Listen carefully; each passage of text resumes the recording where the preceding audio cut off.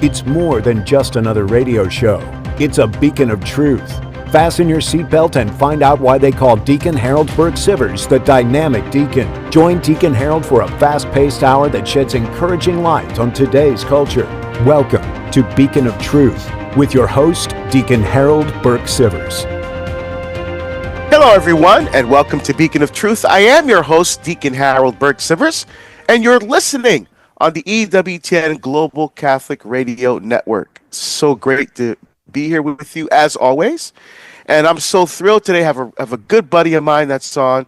When I go to parishes to do parish missions or go to conferences or speak at high schools and many other places where I travel and speak, there's always, seems to me, a certain group of issues that always come up.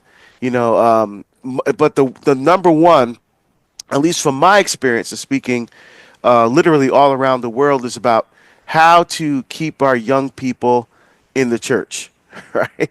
How to keep young people excited and enthused and passionate and in love with their Catholic faith so that they're making life decisions based on a deep, intimate, personal relationship with Jesus Christ.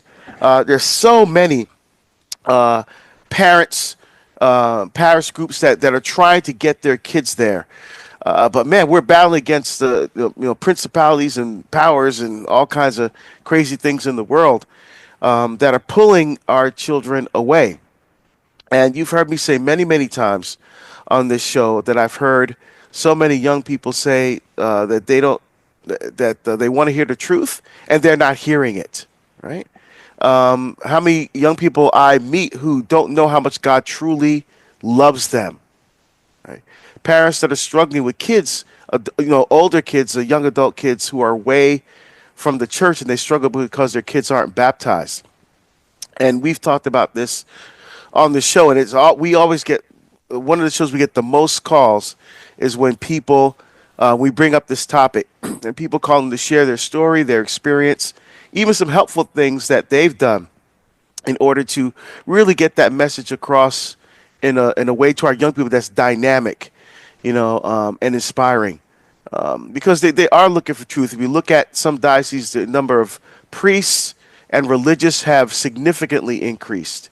So the young people they're searching, searching for truth, and the truth that sets them free to love and to become the person who God created them to be. Well, today we're going to be talking with a good friend of mine, Tony Brandt, who is one of the co-founders of Casting Nets, an incredible apostolate that does so many amazing things in parishes and particularly with young people as well. So we're going to talk all about Casting Nets. We're going to listen to Tony and his story. And we want to talk specifically of all the amazing things that Casting Nets does, this Mission Forward initiative. So it's an exciting show today. I know that you will be inspired by Tony, as I am, and so many others around the world have been. Send us an email today. Would love to hear from you. Beacon@EWTN.com. And one of the reasons why I love doing this show, because we have an amazing group of folks at the network on the radio side that bring you this show each and every day, that work so hard to bring you a quality product. And that includes Matt Gabinski screening calls and Michael McCall doing social media, and our one and only producer, who you know and love, Ace McKay. Ace, how you doing?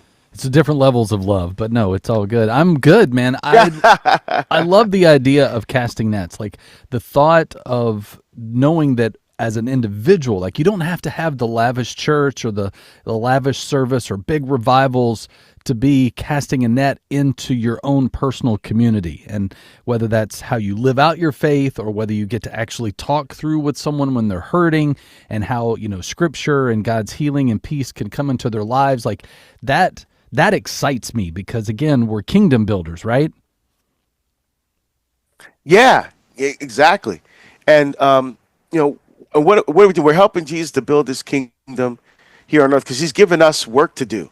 You know, I always think about the parable of the sower. He throws the seed, and it lands on rocky soil, sandy soil, thorny soil. Weeds come and choke it, birds come and eat it. But some land on good soil. And our job is to throw the seed, right?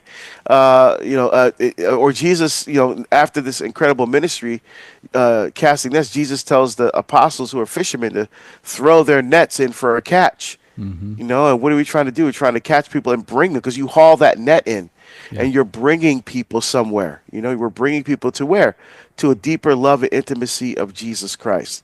When you throw the seed lands, and St. Paul says, I seeded, Apollos watered, God gave the yield. So what does that mean? God allows us to participate in his work of salvation.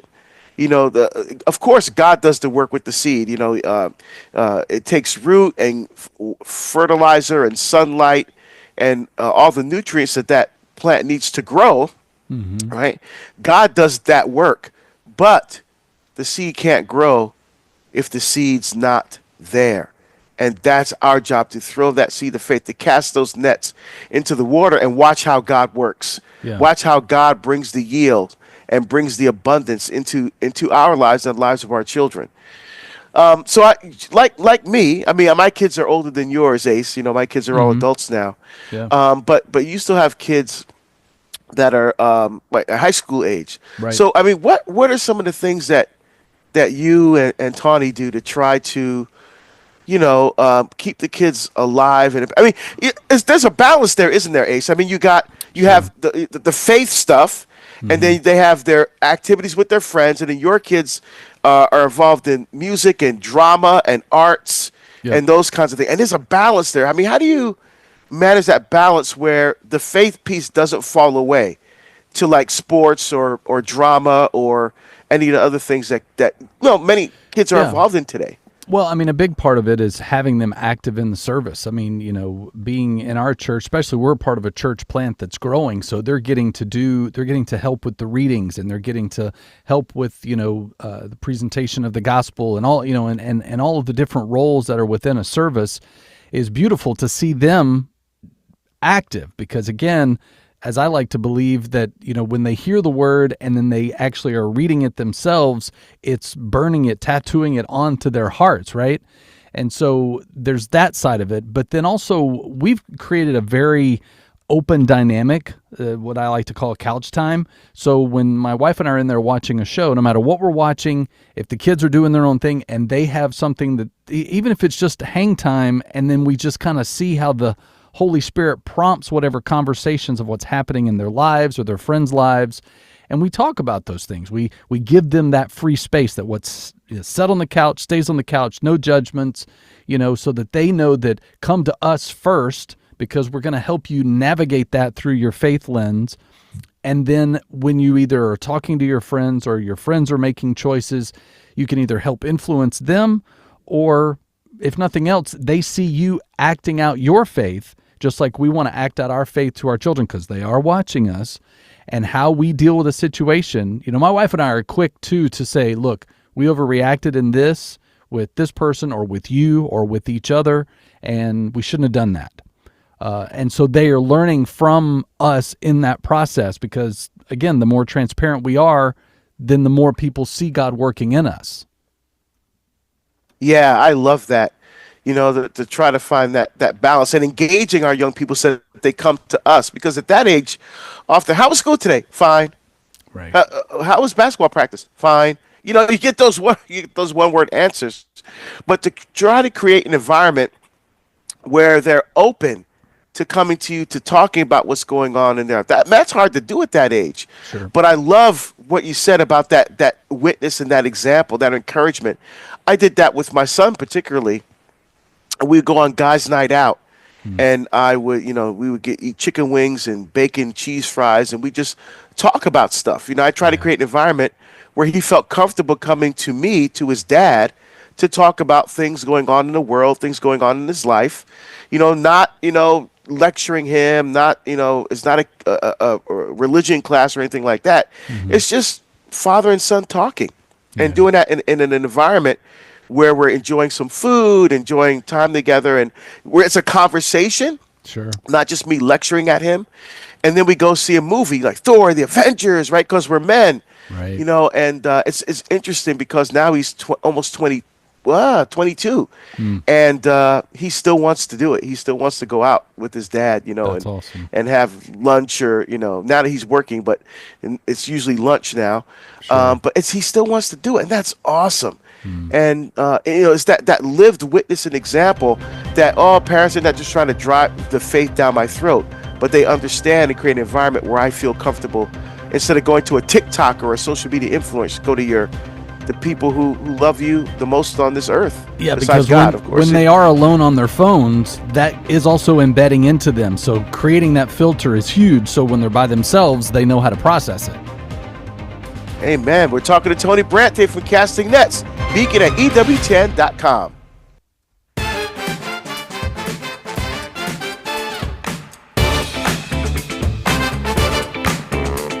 One of our favorites. Yeah, getting funky up in here. Woo! I just love that feel, man.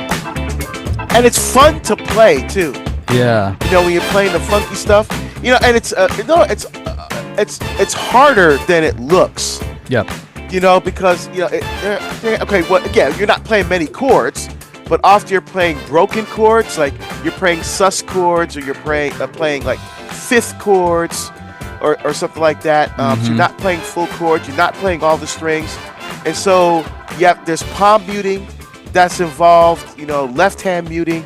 So and plus to keep the rhythm, and get that right feel, that takes a lot of practice to be able to play funk well on guitar. So it's fun to play, but it does take some time to get those techniques down. And as a drummer, it's fun to just hit in that pocket, and then while the horns and everybody are kind of playing off of each other, you're just keeping it all together, right? You're just giving them something to lay down underneath, and it's a blast. I love those little jam session moments like that.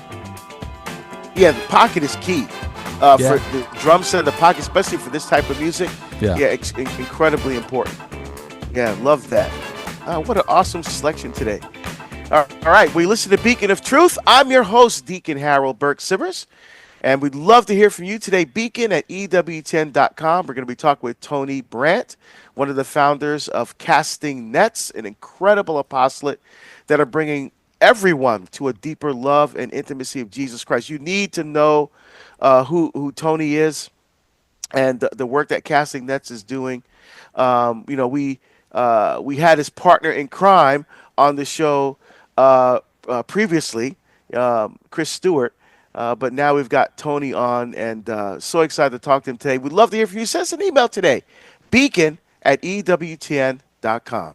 Of course, as we enjoy the Mass together, you can also get the Mass in email so that you get the most out of the holy sacrifice of the Mass from Our Lady of the Angels Chapel live every morning, 8 Eastern on EWTN Radio. And then, of course, subscribe to EWTN.com. When you go and click on the subscribe button, it gives you an opportunity to get the email so that you know what the readings are for each day, and then you can get more involved and closer in your walk with God.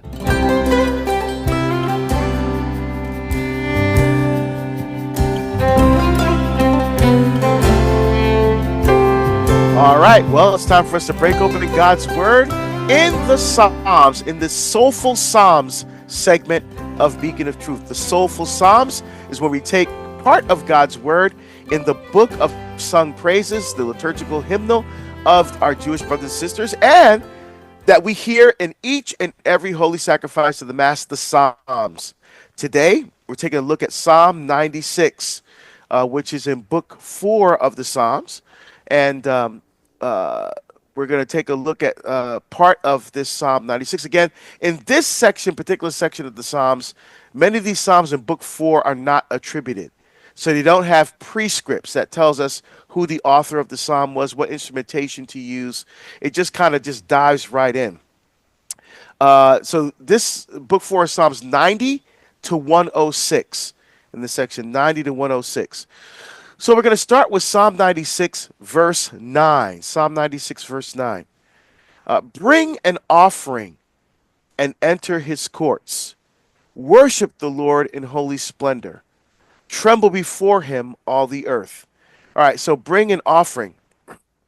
Uh, so in the holy sacrifice of the Mass now, we bring the offering to the Lord, right? We have an offertory. It's even part of the Mass where we bring our gifts, typically, of course, the bread and the wine, and even sometimes in that procession, financial resources will come forward, and we make an offering to the Lord. And because we're there, we also make an offering of our lives, right? So we bring both these material things, the bread and the wine, the fruit of the vine, the work of our hands that are going to be consecrated, become the body, blood, soul, divinity of Jesus.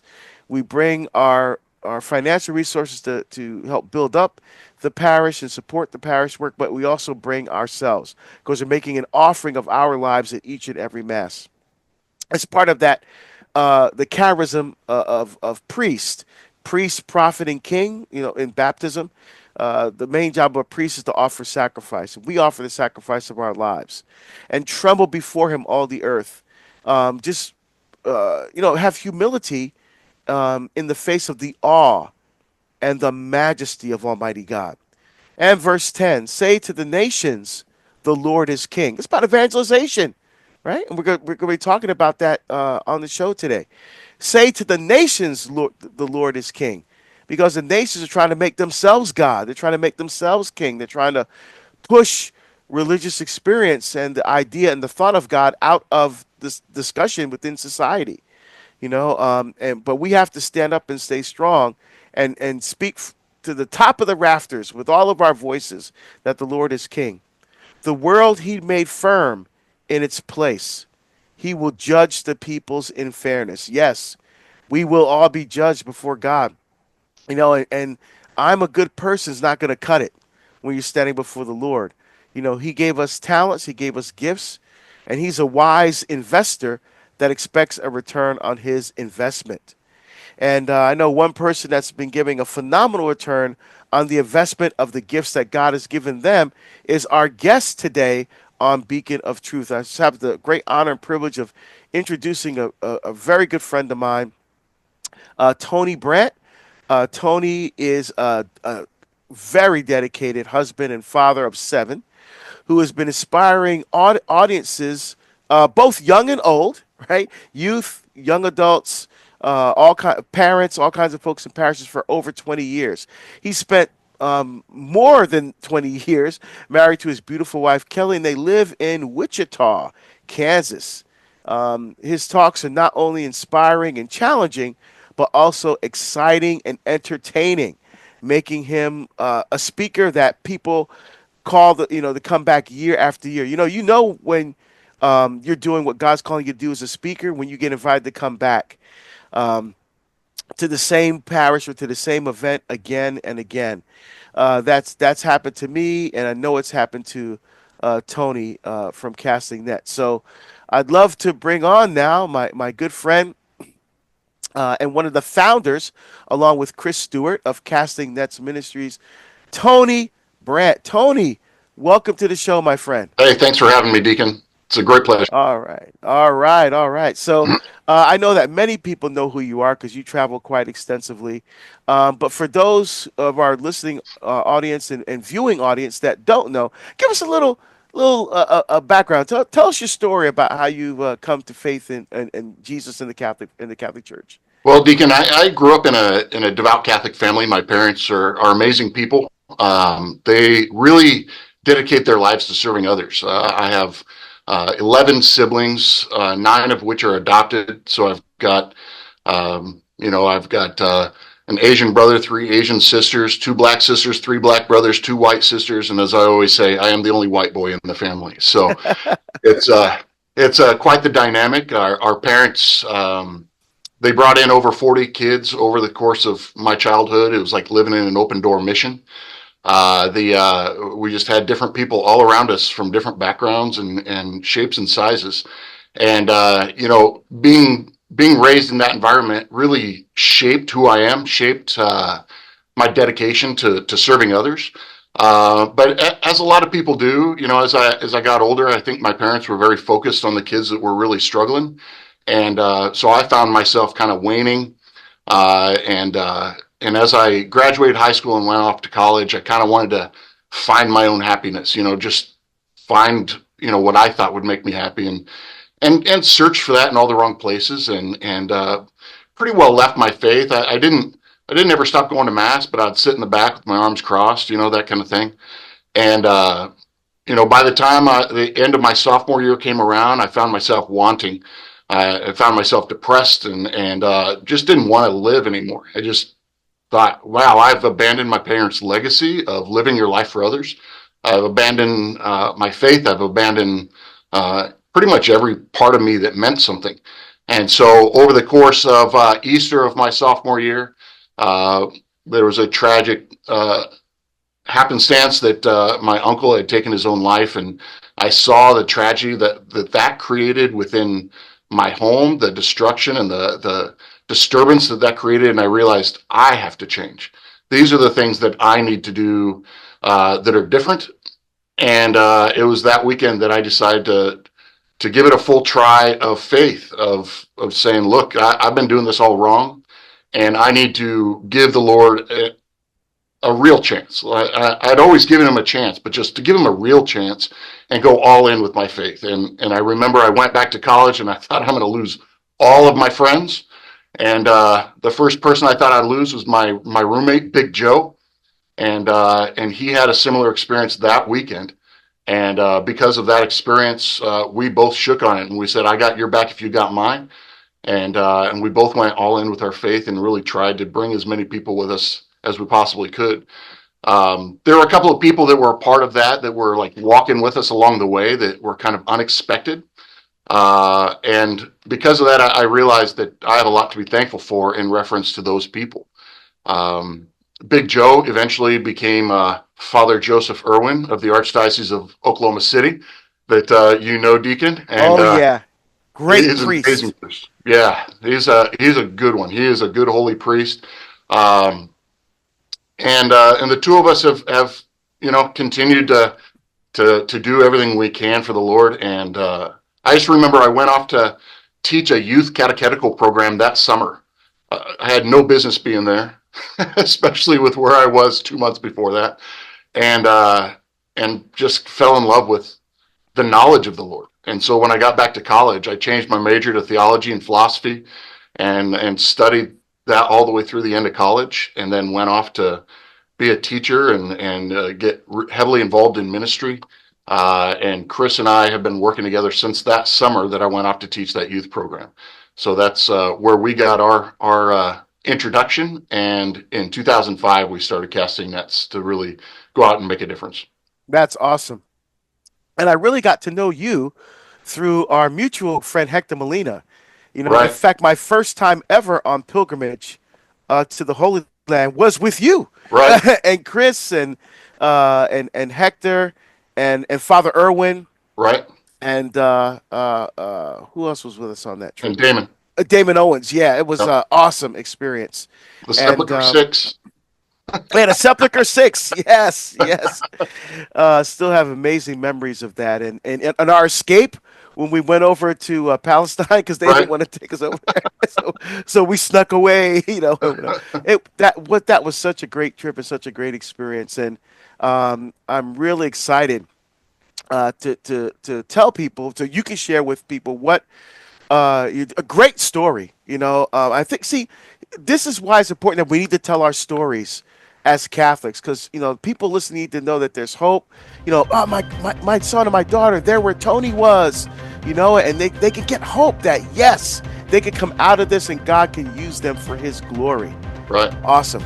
Well, we're talking with Tony Brandt today on Beacon of Truth. He's one of the co-founders, along with Chris Stewart, of Casting Nets Ministries. You're going to hear all about it. We'd love to hear from you as well. Send us an email, beacon@EWTN.com.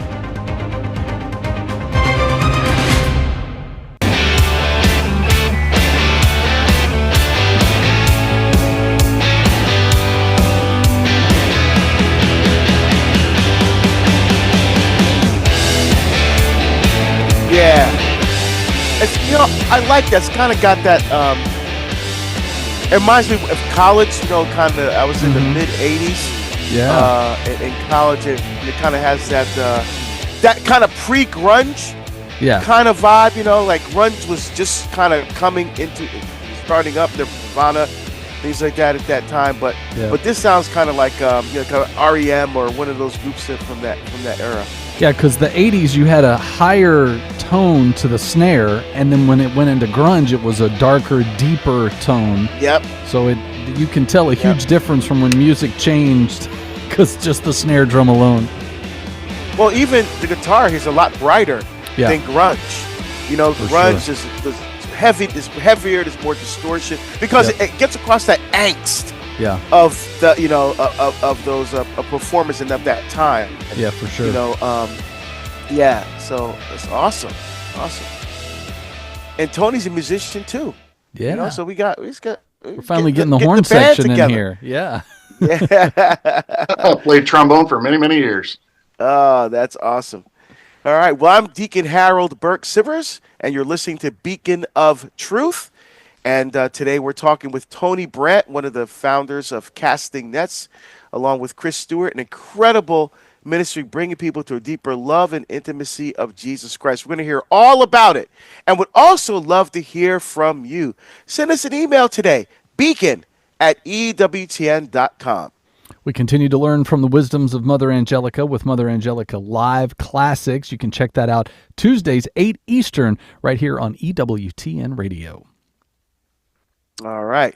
Well, we heard a little bit about Tony's story, how his public speaking and youth ministry kind of career began in 1997, teaching for a summer youth catechetical program called Totus Tuus. And over the years, as he continued to speak and to grow on, to talk about everything from apologetics to Catholic morality, and how to better affect youth and how to live better as a Catholic family. So he talks about all kinds, kind of like me. I'm a generalist. It's not like one thing that I talk on. I talk about many different things. And he uses his experience. We heard some of his family background, being in an adoptive family, really powerful, hits you in the heart kinds of stories and experiences to give, to lend a level of passion to his talks, and it really hits home with people. They can identify with what he's saying because they can see themselves in that experience. And in that experience, they can see how much God truly loves them. So, Tony, man, welcome to Beacon of Truth. Love having you here. So you had this amazing kind of reversion experience in college. You switched your major to study theology. Now you're going out starting speaking. So how did Casting Nets then come about? Well, after I graduated from Benedictine and I started teaching at Bishop Carroll High School in Wichita, I was a teacher and a football coach, and Chris was the youth minister of the biggest and closest parish to Bishop Carroll. And so within that very first year, we just looked at it and said, there's a problem with youth ministry. In the way that we're all focused on numbers, we're all focused on just having fun and, burlap and butterflies kind of thing. It was just a simple thing. And so Chris and I really focused in and we started inviting young men to high school kids to come with us to Mass and to really do real formation and really disciple them all the way to the point where our goal was to get as many of them to become consecrated, like to do the total consecration according to St. Louis de Montfort. And so that was a very slow process, as discipleship is. It's not something that you just build really quickly. After a year of doing that, we had 6 guys that consecrated that first year, along with Chris and I. And then the next year, we had another 8 guys. And so it was just a slow process, but the formation that was happening was so profound that we had multiple guys go to seminary. It wasn't a vocations group. It was just a discipleship group. But we formed them to listen to God's will and to to follow where God was calling them. And because of that, I was getting calls for the next few years from rectors of seminaries, from other high schools around the nation, asking, what are we doing with these guys? And I was like, it's not rocket science. It's literally just the gospel. It's what Jesus taught us to do. But it really, it's investing in their lives, like building relationships with them and loving them as they are, wherever they are, and working with them. And because of that call of can you teach us how to do this? Chris and I decided to start Casting Nets. to go out and actually teach people how to do what we were doing with these young men. I think it translates to every area of ministry, obviously, because it is just simply the gospel message. So when we would go out to parishes or to dioceses, and a lot of what we do is train them how to build relationships, how to evangelize in a way that is constantly discipling and in it with them for the long haul. And to be very honest, I'm still very, very close friends with all those high school guys now that they're adult men, and some of them even into their 40s. And here we are with these, like for instance, just 2 weeks ago, I did a parish mission at a parish that the priest was a former student of mine.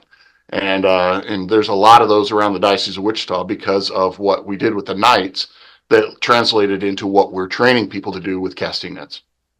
Oh, that's awesome. Tony, as you were speaking, my heart was just like filling up, man. It's just such a beautiful witness. And I thought about the prophet Samuel. How Samuel was in the tent with the priest Eli, and he was asleep, and the Lord called him, and he went to Eli, and he said, "You called me," because I didn't call you. And then 3 times that happens, and Eli recognizes it's the Lord calling him. Mm-hmm. And so he says, "Next time you hear that voice, say, 'Speak, Lord, your servant is listening.'" And basically, that's what you've done with Chris with casting nets. You've helped these young men recognize and learn how to listen to God's voice in their lives. And notice what Eli did. Eli didn't mentor him, or let me sit down academically and go through this book and tell you how to listen to God's voice, right? He gave him the example. And I think that's the huge piece of the puzzle that's missing, especially when it comes to youth ministry. I don't want to be overly critical of youth ministry and parishes, but I think for too long it's been formulaic. Bring them in, pizza and soda, icebreaker, let's learn some stuff. And but it has to be more engaging. It has to be. I'm afraid I had an experience where a very, very good friend of mine, in fact, guy at my wedding party, called me one day. He was frantic because this kid wanted to leave youth group, and because this is so stupid, And so he goes, "Can he talk to you?" I said, "Sure." So we set up a Zoom thing, and so I was talking with him, and he had questions that weren't being answered in the youth group. He goes, "We go there, and we talk about things, but I want to talk about some serious things, even things that I've been thinking about, things that behaviors that I'm seeing from my friends, and I'm not getting any answers there." And I was like, it's just like, oh, well, here's a gap that needs to be filled, and clearly, casting nets is filling that gap. But now you've expanded not just with young men and with youth and young adults. Now you're going to parishes, Right. and you do this, like you said, you do this powerful program so that the parish becomes an evangelizing community, right? And Right. again, evangelization is not just telling people about Jesus; it's helping people to fall in love with Jesus, to have a real, true encounter with the living God in such a way that it becomes that living out of that relationship of love becomes kind of the center of their life as a person, as a family, and then as a parish family as well. So the work you guys are doing is just absolutely awesome. So I want to talk about 2 things I want to make sure we touch on, Tony. One is the camp that you guys have for youth every year. Can you tell us about that? How that started? Yeah. So what we noticed within our youth ministry is that there's great opportunities for conversion. Right. There's these great conferences like a Steubenville conference, or the big national youth conferences or things like that. But from the conversion experience to the deepening experience, in other words, the win experience is pretty common, and everybody wants that win experience and retreats and things like that. But we found that we had a huge number of kids who had already, they're already in. And I mean, they got Jason Everett's poster on the wall, right? And so they're in, they're bought in. They want a relationship with Jesus. But we thought there's something missing of the next step of the deep formation, and then sending them out as evangelists for the new evangelization. And so we established a camp that is a small camp, We do it on the campus of Benedictine College. We bring in top-notch guys like Jim Beckman and Jackie Francois and Sarah Swafford and Chris Paget, all friends of ours. That we get really deep. And actually, it's interesting because all of their talks have had to be changed because they're not giving a conversion talk. They're giving a deepening and sending forth talk. And all of them have been really amazing. Chris and I, after the first year of doing it, I remember it's a week-long camp. It's usually right after the 4th of July. And I remember the first year after doing it, we got in the car getting ready to drive home. And I just said, I think that was the most powerful ministry experience of my life. I mean, everyone got it. Everyone was so deep. And the goal isn't to have some emotional high like you'd have sometimes on a retreat, but really a deep conviction in our faith, in our own personal prayer life, which we have multiple sessions on simply praying and getting deeper in prayer, but then allowing that prayer and that grace to flow out of us through that prayer to the people around us and become great evangelists by building relationships with other people. I'm Deacon Harold Burke-Sivers, and you're listening to Beacon of Truth. And today we're talking with Tony Brandt. He's telling us all about casting nets, an incredible apostolate that he has with Chris Stewart. And he's talking about the work that they're doing for youth and young adults. Tony graduated from Benedictine College in 2000. And as we've heard, he spent many years in ministry and teaching at the high school level. And now with this great apostolate casting nets. He also had his own radio show with Chris called Casting Nets with Tony and Chris.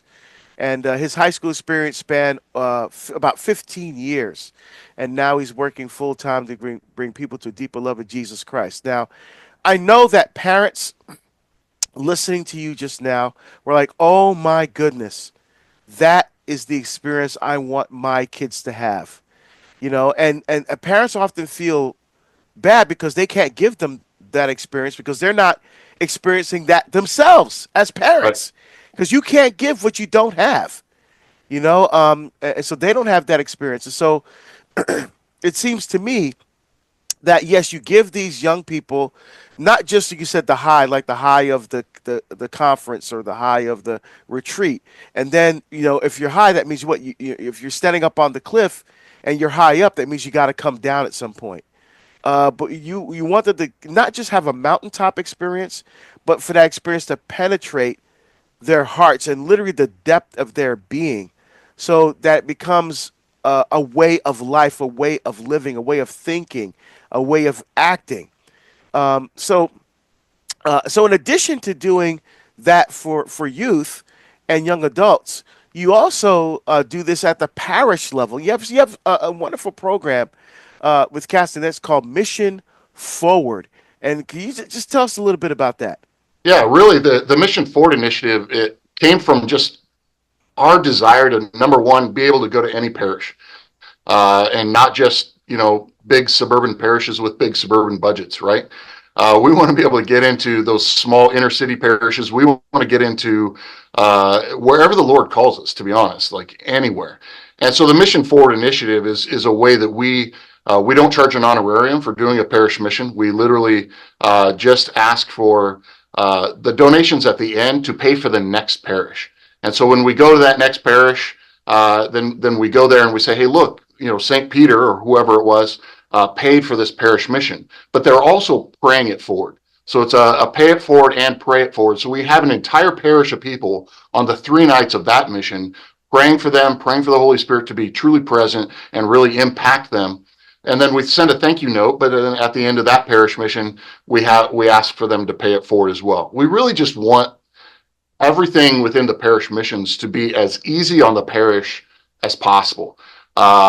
If you can get us there, if you can pay for travel for us to get there, then we'll come. And it doesn't matter how big of a parish it is. It doesn't matter how small of a parish it is. We don't have prerequisites. You have to have donations of a certain amount. We just say, look, if you can get us there, we're going to be there. If the dates work, we can be there. So we've been doing that for close to 7 years.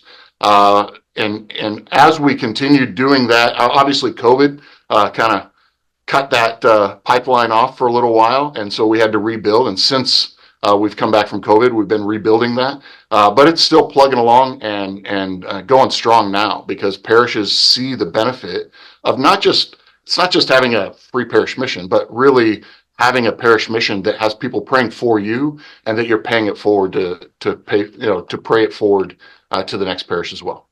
Yeah, we want to give out your contact information now, and of course at the end, because I don't want people are probably listening going, "Oh my goodness, how do I get these guys here to my parish?" So, well, of course, we'll do it at the end. But can you give us, how do people get in contact with you if they're interested in bringing you guys in to the parish? Yeah, the best way is just to email me, Tony, Tony, at castingnetsministries.com, or just go to our website, and there's check availability on our website. That's castingnetsministries.com. Or you can give me a call at 800-217-5710.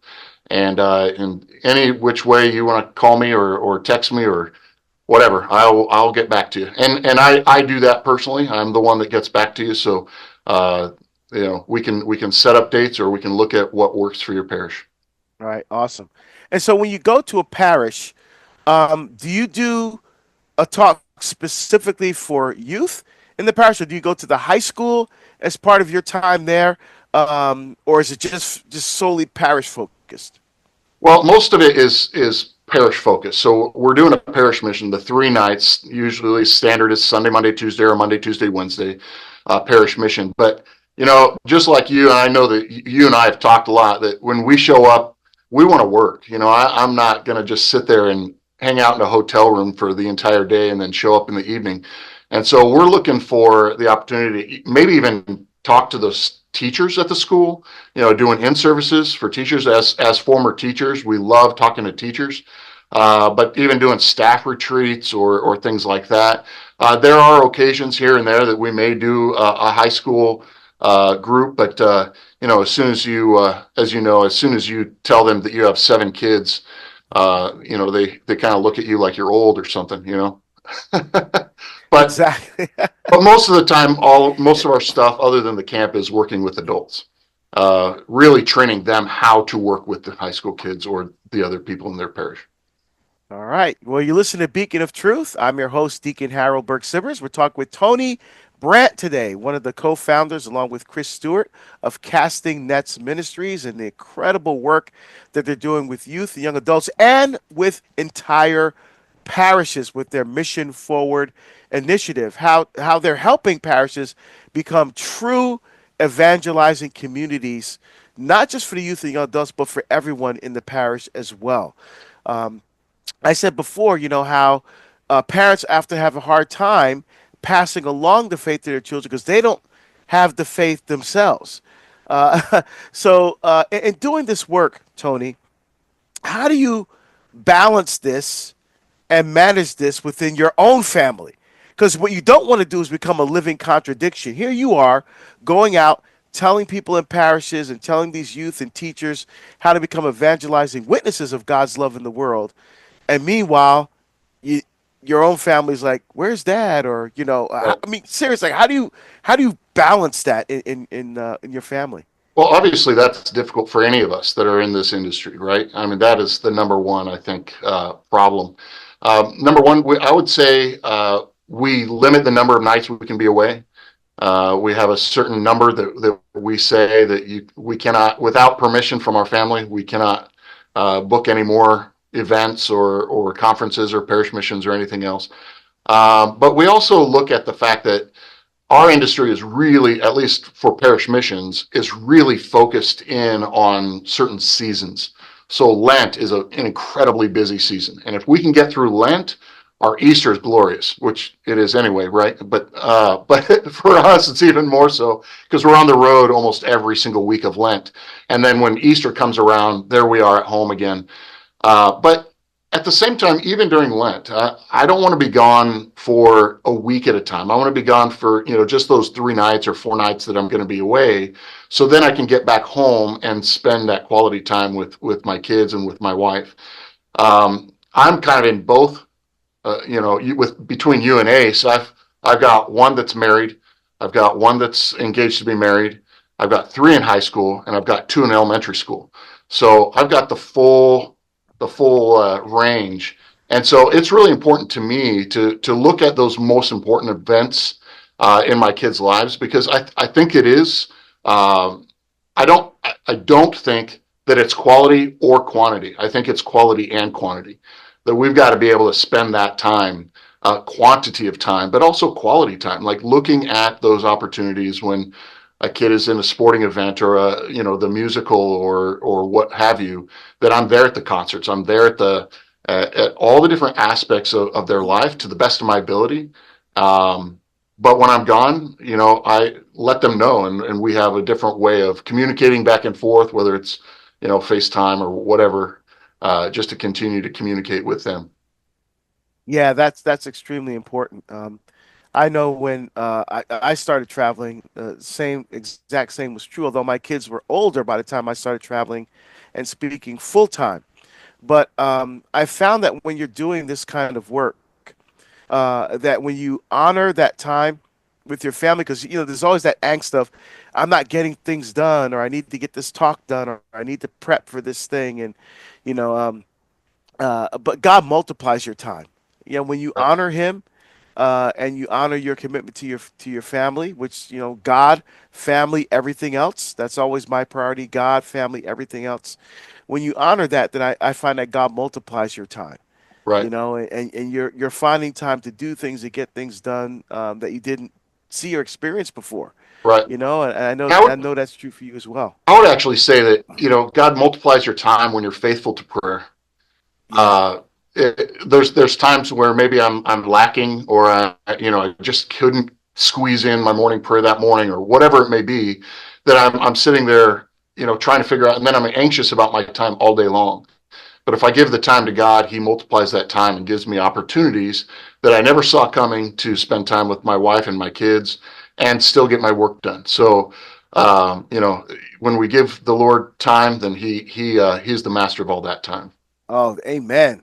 Man, couldn't agree with you more. Couldn't agree with you more on that.